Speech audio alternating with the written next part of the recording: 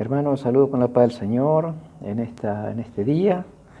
Bueno, el mensaje les va a llegar un poco atrasado, tendría que llegarle el día domingo. Yo hice una filmación, pero se me extendió mucho porque hay mucho para compartir, así que en este día tuve que volver a filmarlo para enviarle este mensaje a ustedes en sus hogares, para que el Señor los alimente, para que el Señor le dé entendimiento, conocimiento a través de su palabra. Así que les voy a rogar en este día a todos mis hermanos, a todos los que van a ver este video, que se tome el tiempo, que por favor, a la hora de ver este video, por favor, que se tome el tiempo, que termine de hacer sus quehaceres, por ahí preparar un mate, y bueno, ahí mirar atentamente para que pueda aprovechar lo que Dios le dice, ¿no? Porque muchas veces uno cuando ve así de pasada no es lo mismo que sentarse, dedicar ese tiempo a Dios, ya que uno no puede estar viniendo ahora a la iglesia, a estar 1 hora y media, 2 horas, al menos esto, 25 a 30 minutos seguramente durará este video, o menos quizás. Voy a tratar de resumirlo, pero que pueda realmente tomarse ese tiempo para poder entender y comprender la palabra de Dios. Sé que los envío un gran abrazo a todos mis hermanos, que la bendición de Dios llene sus hogares, que los fortalezca, que el Espíritu de Dios le dé sabiduría, entendimiento, y que sean llenos de la presencia de Dios, que es lo más importante. Eso es lo más importante para un cristiano, es ser lleno del Espíritu de Dios. Y después vienen las bendiciones que a nosotros nos haga falta. Primero el reino de Dios, y después Dios añadirá todas las cosas que nos haga falta, de acuerdo a su riqueza en gloria en Cristo Jesús, como nos enseña su palabra. Vamos a abrir nuestra Biblia en el libro de Jueces, el capítulo 7, en este día, y vamos a hablar de Gedeón, un juez al cual el Señor había elegido, y este hombre, elegido por Dios, era el encargado de liberar al pueblo de Dios de unos enemigos tremendos que en ese momento se había levantado contra el pueblo de Dios, que son los amalecitas, los madianitas. Y dice la Escritura, que después ustedes lo van a leer todo el capítulo 7 de Jueces, y van a ver que en una parte del texto bíblico dice que eran como la arena del mar, era inmenso. Según el judaísmo, los que tienen más información acerca de las Escrituras, ya que ellos de ahí ellos tienen el original y la fuente, ¿no? Ellos, según su fuente y su creencia, ellos calculan que había más o menos entre 100.000 y 130.000 enemigos de Israel dispersos, esperando enfrentarse a Israel. Y nosotros vamos a ver en el relato que Israel solamente había 32.000.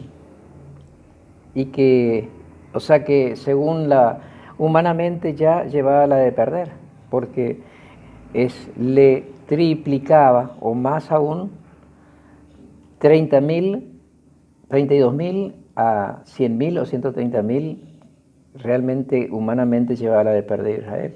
Pero nosotros sabemos que cuando Dios está, no importa la cantidad, porque el que da la victoria es Dios. Y justamente eso es lo que vamos a ver en este día, ¿no? Bueno, dice así el capítulo 7 del libro de Jueces. Aquí tenemos la palabra de Dios, que es la fuente. Dice así el versículo 1. Y levantándose pues de mañana, Jeroboam, el cual es Gedeón, y todo el pueblo que estaba con él, acamparon junto a la fuente de Arot. Y tenía el campamento de los madianitas al norte, más allá del collado de Moré, en el valle. Y Jehová dijo a Gedeón: el pueblo que está contigo es mucho, para que yo entregue a los madianitas en su mano. No sea que se alabe Israel contra mí diciendo: mi mano me ha salvado.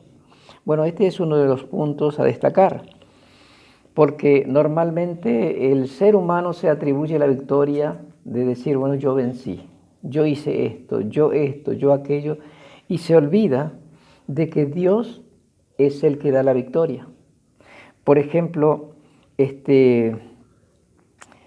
con el Espíritu de Dios. Por ejemplo, yo acá en el capítulo 4 de Zacarías, el versículo 6, mire lo que nos dice. 4:6, dice, entonces respondió y me habló diciendo, esta es palabra de Jehová a Zorobabel, que dice, no con ejército, ni con fuerza, sino con mi espíritu, ha dicho Jehová de los ejércitos. No es con ejército, no es con fuerza, sino con el Espíritu de Dios. Es Dios el que da la victoria. No importa la cantidad, es Dios el que da la victoria. Y bueno, en este día, eso es lo que queremos resaltar en este mensaje, que a veces el hombre se atribuye, a sí mismo se atribuye victoria. Y sin embargo, las Escrituras nos muestran que no es el hombre quien gana la victoria. Por ejemplo, yo doy un ejemplo. Nosotros hemos pasado por un proceso de purificación, hemos pasado por un momento de enfermedades.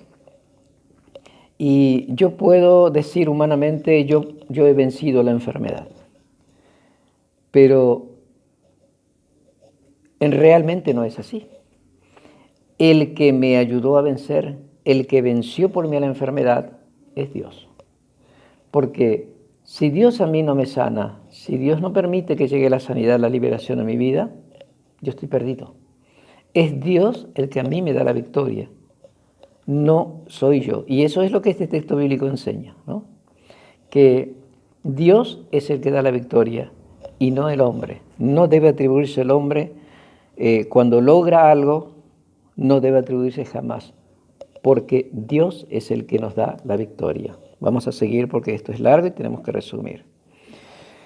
En el versículo 3 de Jueces dice a continuación, ahora pues, haz pregonar a oído del pueblo diciendo, quien tema y se estremezca, madrugue y devuélvase desde el monte de Galaad. Y se devolvieron de los del pueblo 22.000 y quedaron 10.000. Entonces acá sabemos que eran 32.000. Pero esta es la parte que a mí más me llama la atención y más me entristece. Porque las personas que no miran con fe y con los ojos de Dios, le acontece esto. Mira con sus ojos. Estos 22.000 miraron con sus ojos y vieron que había. Dice la Escritura, cuando ustedes lean abajo, dice que eran como arena del mar y sus camellos eran muchísimos. Entonces estos 22.000 de los 32.000 que había, miraron con sus ojos humanos y dijeron, no podemos ganar, son demasiado. Entonces tuvieron temor, tuvieron miedo y se volvieron a la casa. Esto tiene un mensaje que después lo vamos a desarrollar para no perder tiempo. Pero qué triste, hermano. Yo creo que ustedes ya van entendiendo. Qué triste es que las personas no confíen en Dios, no tengan fe y termine mirando con los ojos humanos y rendirse y volverse para atrás y volverse a su casa. Dios nos ayude. Después vamos a dar la explicación de todo esto al final para no perder tiempo, porque vamos a tratar de resumir. Nosotros sabemos que los que se volvieron para atrás son cobardes. Son cobardes. No tuvieron su confianza en Dios. Dios nos guarde y nos proteja para que no seamos nosotros cobardes, hermano. Dios nos guarde, nos cuide. El 5 dice,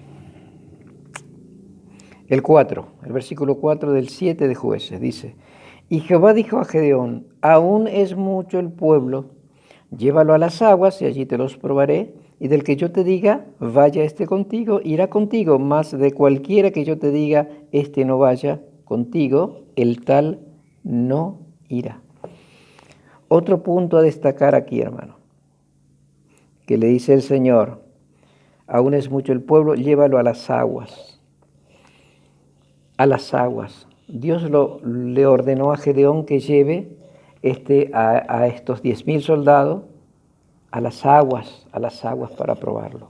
Y nosotros sabemos que las aguas representan problemas, lugar donde Dios prueba a sus hijos. Dios prueba a sus hijos en los problemas, en los momentos difíciles, en los momentos de dolor, en momentos de enfermedad, de lucha, de prueba, de escasez. Dios lo prueba en ese momento para ver realmente si confía y cree en Dios, porque todo es muy fácil, hermano, todo es muy fácil cuando las cosas te vienen bien, cuando sos bendecido, cuando tenés lo que uno anhela, te va bien en tu trabajo, te va bien con tu familia, te va bien en tu casa, en todo lado te va bien tu negocio.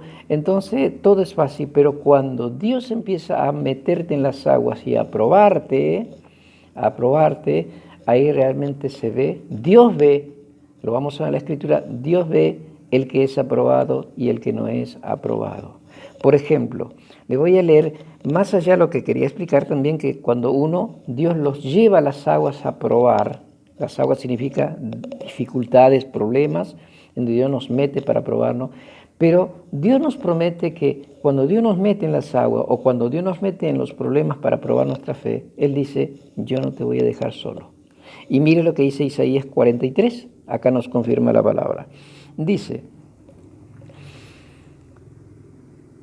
ahora sí dice Jehová, creador tuyo, oh Jacob, formador tuyo, Israel, no temas porque yo te redimí, te puse nombre, mío eres tú. Y el verso 2 dice, cuando pases por las aguas, yo estaré contigo. ¿Cómo?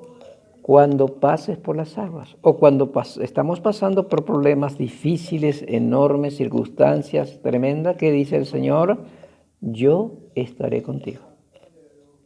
O sea que por más que estemos pasando momentos de muchísimo dolor, seamos probados a través de nuestra economía, a través de nuestro cuerpo, a través de nuestros sentimientos, etcétera, etcétera, ¿no? Los problemas, la escasez, la miseria que seamos probados, Dios dice, yo voy a estar con vos, no vas a estar solo, yo estaré contigo. Por eso Isaías 42 dice así, Isaías 43, verso 2 nos dice así, cuando pase por las aguas, yo estaré contigo, y si por los ríos, no te anegarás. O sea que el río es agua también, ¿no? Es cuando el río se pone bravo, hermano, viene correntada y correntada y correntada y lleva todo por delante. Hay muchas, arranca casa de raíces, ustedes verán a veces en los videos, como la potencia del agua que lleva y arrasa todo.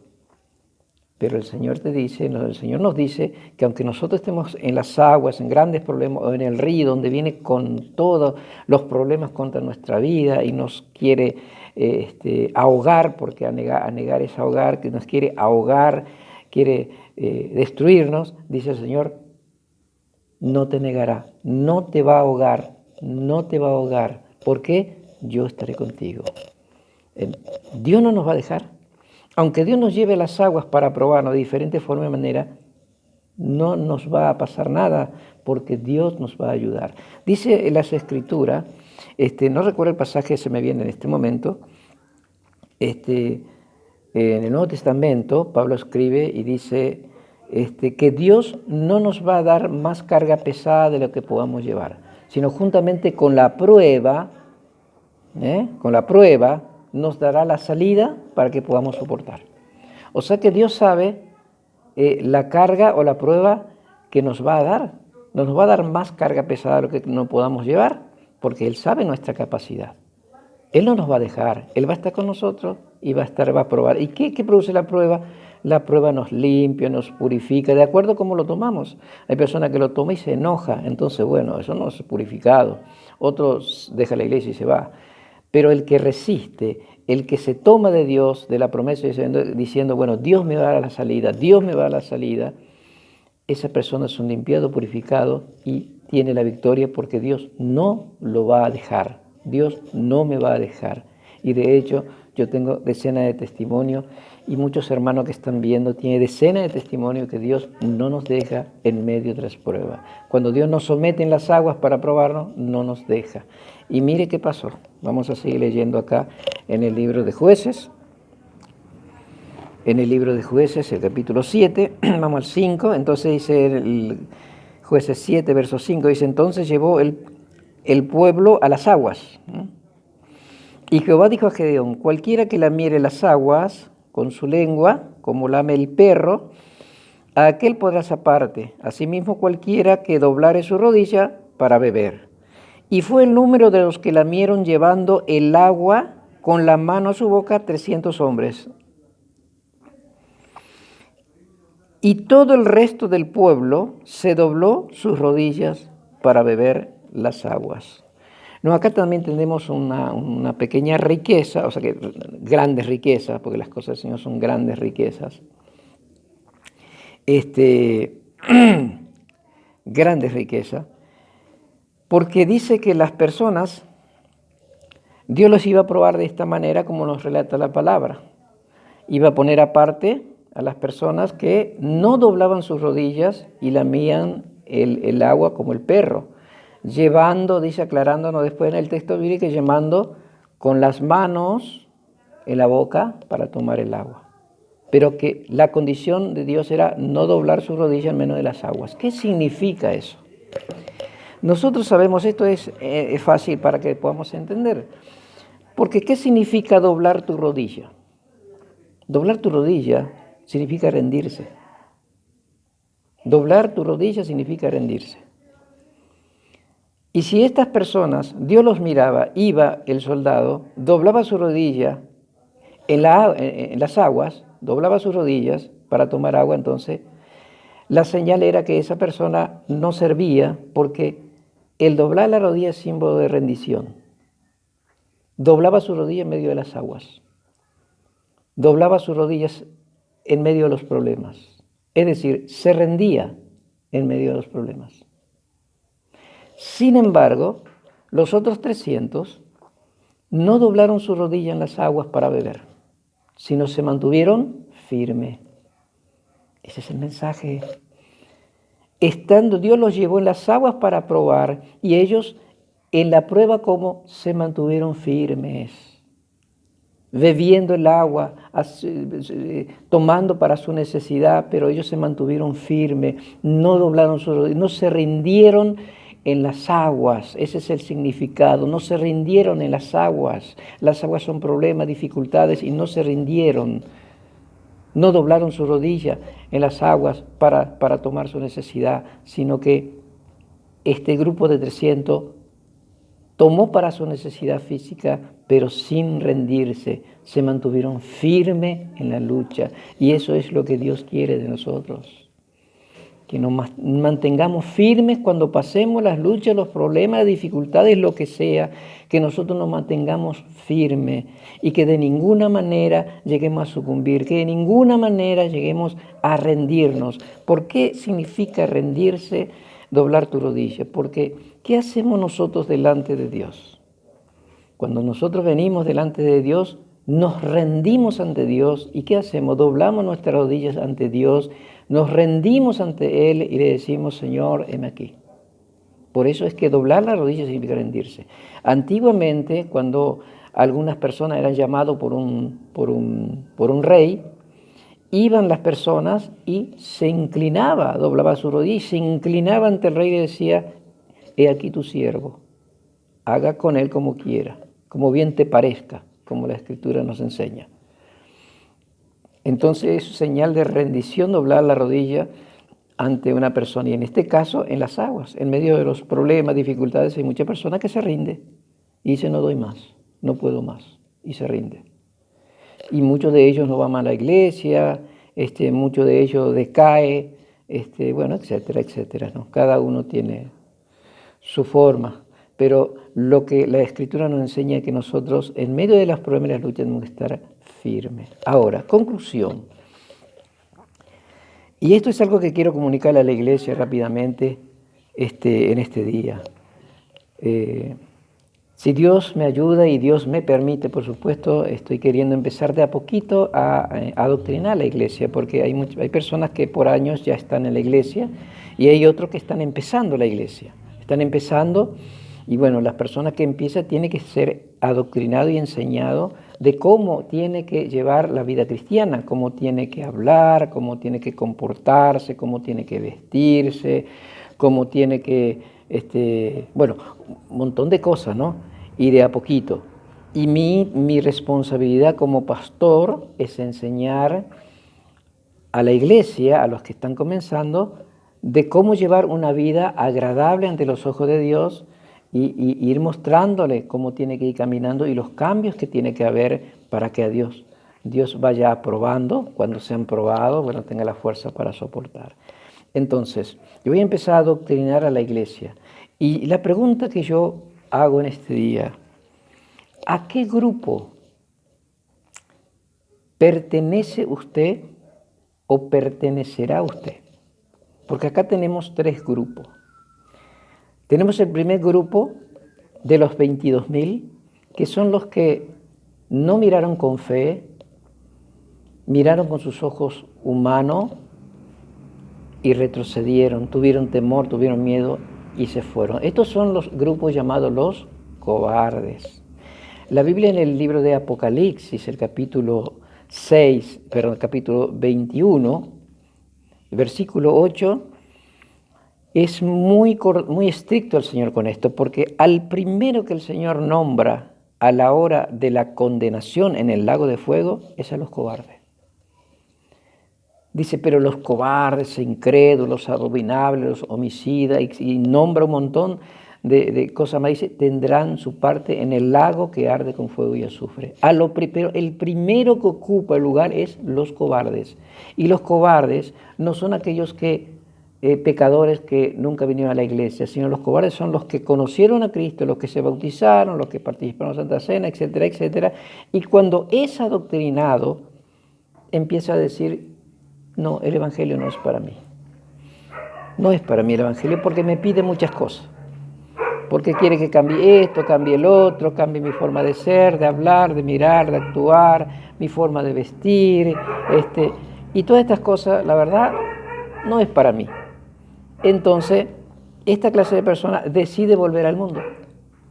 Es cobarde para aceptar las cosas que Dios manda. ¿Y qué hace? Decide volver al mundo. Y ojalá, hermano, que entre nosotros no exista eso, sino que a la hora de escuchar palabra de Dios, decir, bueno, Dios ayúdame y yo quiero cambiar. Y empezar a actuar, empezar a esforzarse, a cambiar. Cuando Dios está adoctrinando, cuando Dios le está enseñando cómo llevar una vida cristiana saludable espiritualmente y aprobado ante los ojos de Dios. Ese es el primer grupo. Y el segundo grupo, ese grupo que al ser probado no soporta las pruebas y se rinde. De esto ya hablamos.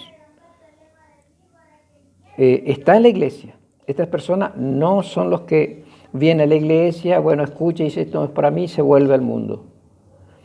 No está entre los cobardes, ellos se quedan. Pero ¿qué pasa? Cuando Dios los empieza a aprobar, a ella no es el hombre que toma la decisión, sino que cuando Dios personalmente los empieza a aprobar, empieza ellos a decir, empieza a no mirar con los ojos espirituales, ¿no? Porque es el grupo que al ser probado no soporta las pruebas y se rinde, se decae espiritualmente. Es fuerte la palabra para ellos y muchos de ellos se quedan en el camino, no soporta, porque no tiene la fe suficiente para creer en Dios y esperar en Dios, más allá de que es enseñado, ¿no? Ahora la pregunta, ¿pertenece usted a los cobardes que cuando es adoctrinado regresarán al mundo? ¿O pertenece usted al grupo de lo que sí permanece en la iglesia, no vuelve, pero al ser probado por Dios, no resiste? Y no es el hombre quien decide volver al mundo, sino el mismo Dios toma la decisión de decir, este no sirve, este no sirve. Ojalá, hermano, entre nosotros que somos un humilde ministerio, no haya persona así. Que haya personas de este grupo de valientes que en medio de las luchas, en medio de los problemas, en medio de las dificultades, de las enfermedades y de los que venga, sean de aquellos que se mantienen firmes, que soporten las luchas, soporten los problemas, porque después de las luchas y los problemas vienen grandes victorias. Que nosotros seamos de los valientes, hermano, de los valientes.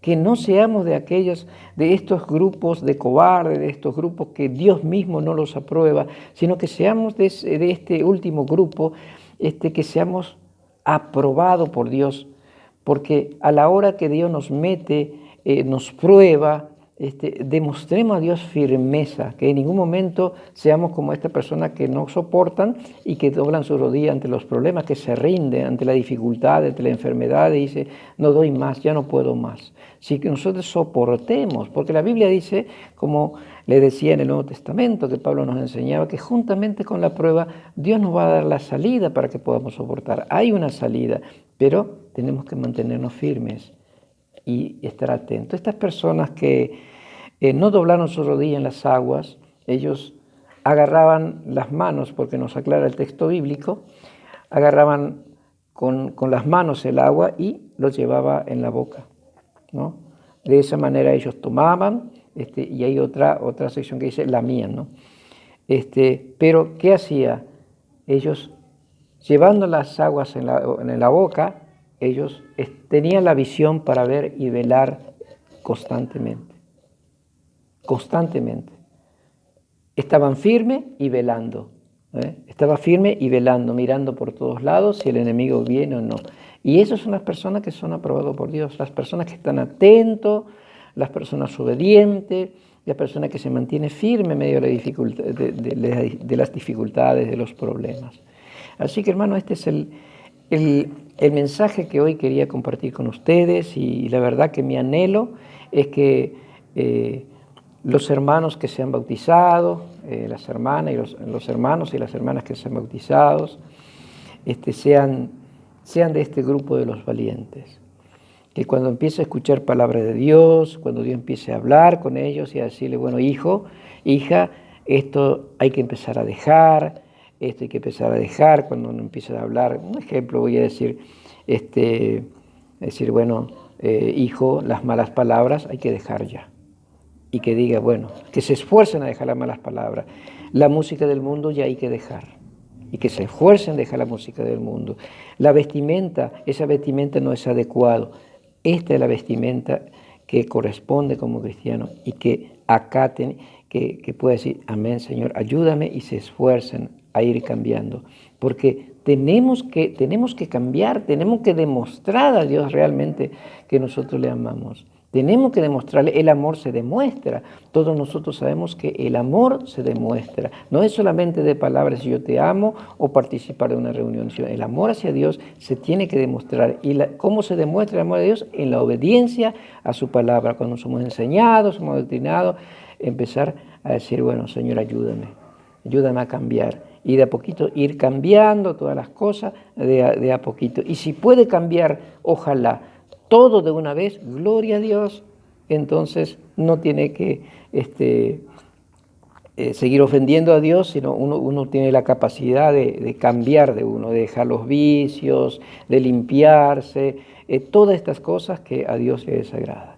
Así que, hermano, un abrazo grande para todos ustedes, Dios los bendiga, los fortalezca mucho, y para mí es un honor, un placer poder enviarle esta palabra de Dios, que primeramente es para mí, y bueno, y después para todos ustedes, que ustedes los analicen, lean todo el capítulo 7, por favor, del libro de Jueces, lean todo en su casa con detenimiento, léanlo y pídanle al Señor sabiduría, entendimiento, para que Dios le muestre más cosas aún, para que sea de más bendición para sus vidas. Un abrazo grande para todos mis hermanos, mis hermanas. Los quiero mucho en el Señor y firme y adelante, y seamos de aquellos valientes y no de aquellos cobardes, ni de aquellos que no son aprobados por Dios. Seamos aprobados por Dios para la gloria de su nombre. Amén.